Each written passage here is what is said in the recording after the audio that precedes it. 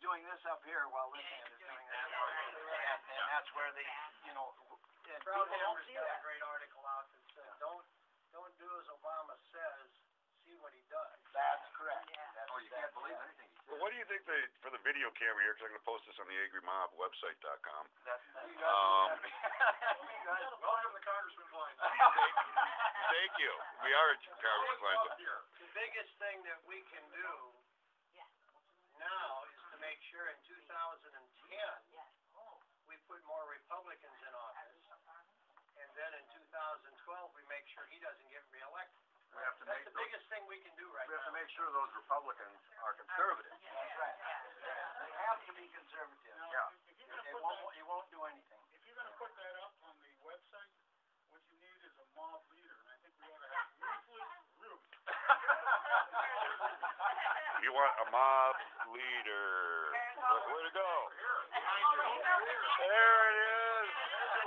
There it is. There she is, right there in the corner in the chair.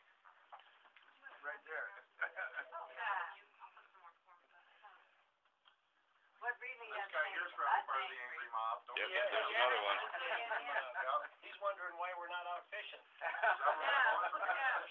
He's going shopping. What about you? Yeah, I got to get parts for my Corvair.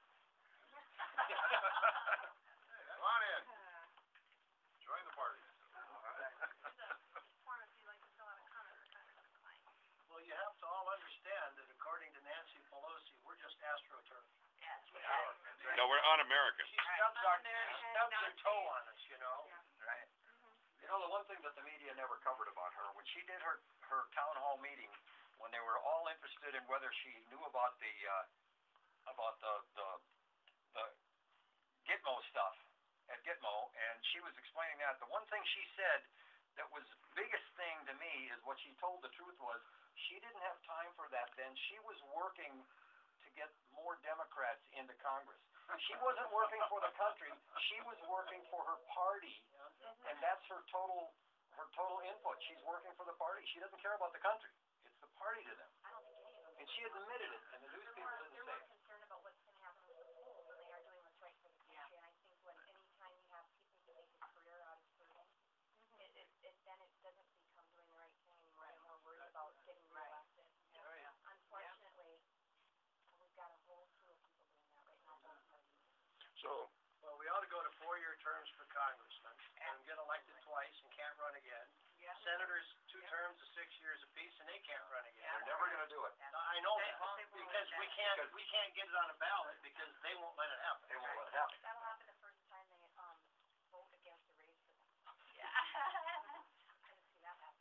I saw a bumper sticker that was advocating 2 terms. 1 term in Congress and 1 term in jail. Yeah, and I saw a bumper sticker the other day that says, "Don't steal. The government doesn't like competition." so is there anybody? Where does Representative Kline stand on all these issues? Pick your issue. He's obviously he has already voted no on cap and trade, and he's leading the national fight against card check. He is obviously diametrically opposed to 3200, called the Tri-Committee Healthcare Bill. As I think you folks who are obviously involved, John has just become ranking member on Education and Labor, which means he's the lead Republican in that committee. He serves on Armed Services. And so his work right now has been predominantly trying to stop this garbage coming through the committee. The Tri-Committee bill, the health care bill that is now floating through Congress, which, by the way, is dead on arrival in the Senate if it ever should pass the House, but that came through Ed and Labor.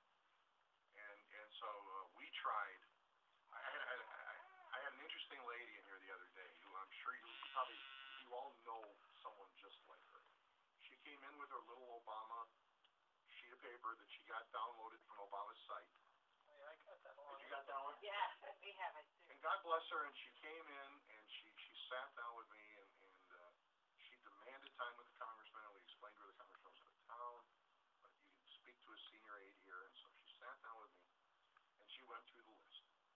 And she said, I think it's terrible what these people are doing, the angry mob, distorting the bill.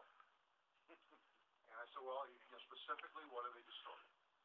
Well, you're going to end private insurance. This bill is going to end private insurance. That's not true. I said, well, ma'am, if you look at page so-and-so, after 2013, you're not allowed to buy private insurance.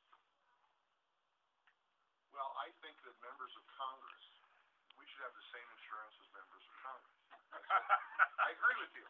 Unfortunately, on page 79, there's a provision that says that members of Congress and their staff are exempt from this bill.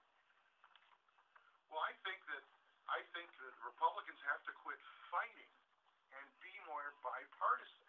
And I said, I agree with you. And I said, Congressman, you're thinking, well, yeah, John's with us, I don't need to tell him. But this gives him the anecdotal proof he needs. And the same thing applies to the other side. You don't want Al Franken going to the public and saying, well, most of the calls to my office are in support of it. Yeah. But on the other hand, we don't know what Al Franken would say. I mean, I don't care. If he can lie, He will. If he wants to lie, fine. John, I trust. I don't know. What I find interesting is Democrats call when I ask what their position is. Surprise, surprise, they're still in consideration. Yeah, oh, yeah. None of them will tell you that they're Okay. So, I mean, it is still important, I think, because they're feeling the heat. They get really, some of them get very upset when you say you're opposed. Email them. They don't respond. John responded in one day. When I sent him an email, he responded. What might have been a form letter, but he responded. I did get a letter from Amy Klobuchar. So did I. Oh, I did too. I did too. I tried to call on campus rate for 2 days, and I couldn't get through. The lines were jammed. Our line's been busy. Every time you get something on health care that you think is crazy, send it off to everybody you know in your email list. I do the same thing you do. I talk to as many people as I can. I piss all my liberal friends off. I really do, because I said, I'm 66 years old. I really don't care what you think anymore.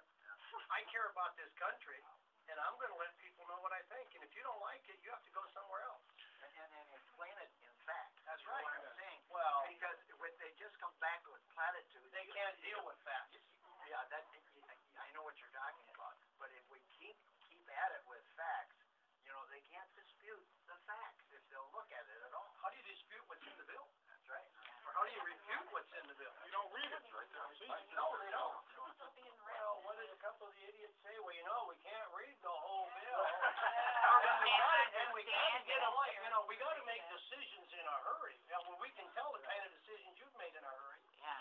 Look what Barney Frank and Christopher Dodd and Maxine Waters and Waxman have done to Fannie Mae and Freddie Mac and our housing crisis.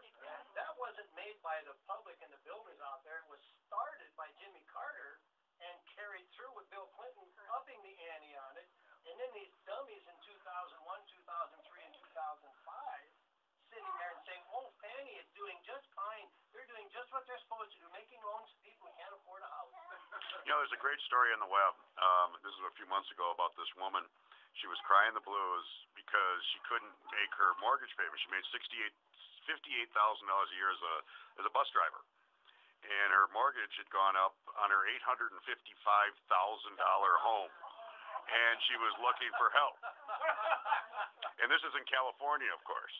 But there's a comment I just want to make that this is the problem I have with Congress and all of our elected officials, pretty much in whole. Is my grandfather used to tell me, he goes, you were put on this earth to do something special, not because you are special. And that's the attitude that I think that's happened in our government, is that they think they're special, they can do what they want, they don't have to listen. Clowns taking phone calls during town meetings and saying that was more important than what the woman was saying. This is insane. And what happened? What happened? How did it get this way? That's why we're here today. Yeah. Let him keep doing it. But we